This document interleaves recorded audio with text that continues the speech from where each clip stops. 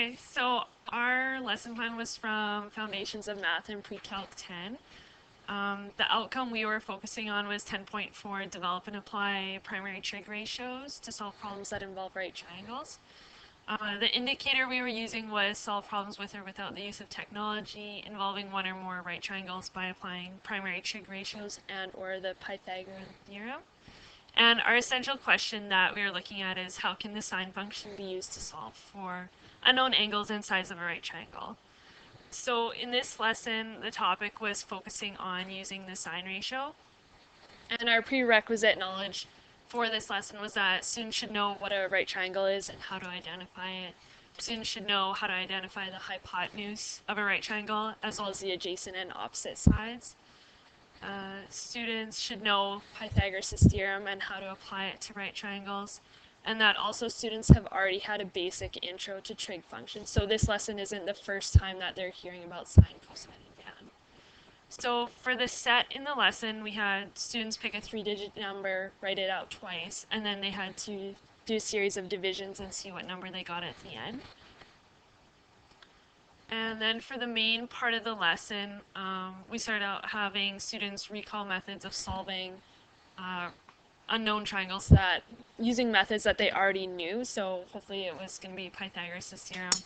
And then putting up an example of a triangle on the board and asking them if Pythagoras' theorem could be used to solve it or not.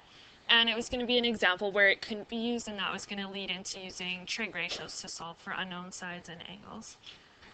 And then we're just going to get students to recall how to identify the opposite, adjacent, and hypotenuse sides of a triangle. And then we're just going to go through 3 examples with the class. The first 2 demonstrating case 1 of using sine functions, and the second example using case 2 of sine functions. And then the third example was just going to be an extra one using Jing to capture it. So that was the main lesson, and then the rest of the class is going to be spent having students use a program like Mathletics or something that they could work on problems with using the sine function. And then just at the end of the lesson, the main points were going to be recapped and introducing the next lesson, which was going to bring in cosine and tangent functions as well. And Mitch is going to go over the revisions that we did.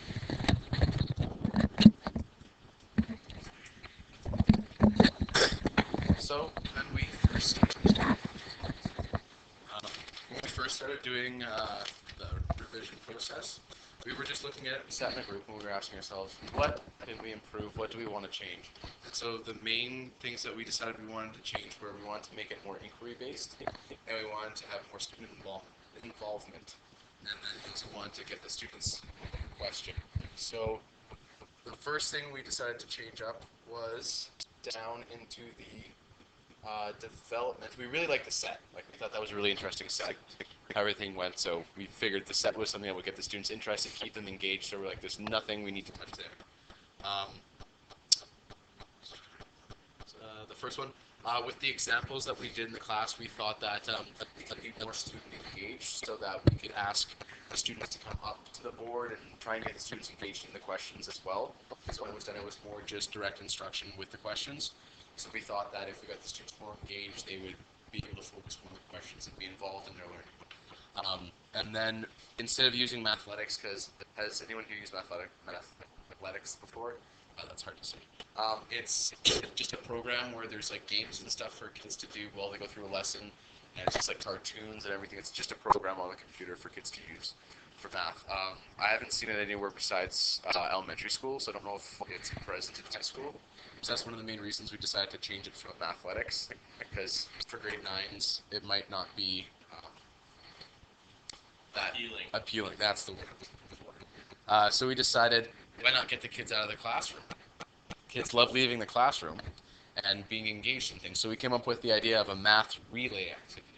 So what we do is we break students into 2 groups and then split them into pairs within those groups, and then have them lined up down one hallway or however it would work out in regarding the school.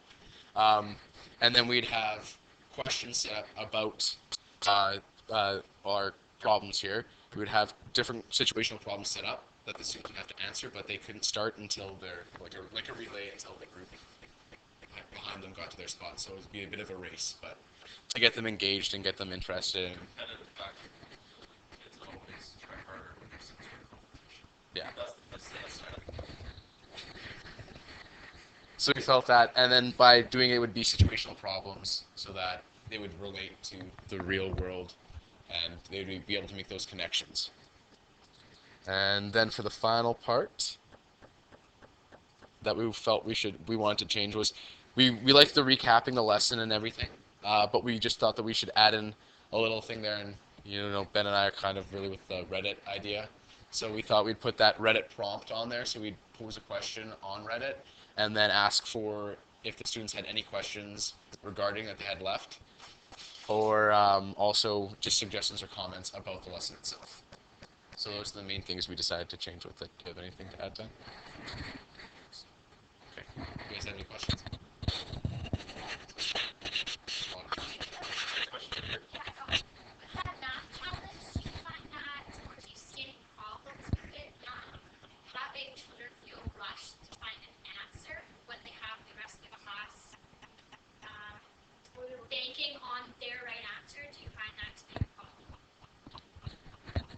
Could be a little bit stressful. I guess this is just like a first run at it. Right. So we would see how it would go based upon this one, and then alter it afterwards. Oh yes, I know. I have a feeling I know what you're saying. Yes, we would. That's one of our adaptive dimensions. Break students into groups based upon level of understanding. So we try and even it out. Thank you. I forgot to address that. It would be two different groups, like we split the classroom into two groups, and then break them into pairs within those groups. So it's two people at each time. Yeah. Which is how we try to eliminate the feeling rush. Yeah, because when you have two people, you at least have a little bit of a teamwork going on. But again, we could change that later on. Say if a pair wasn't optimal, we could try doing groups of 3, groups of 4. Just really set guidelines for that? Yes, we would go over. No, no, no.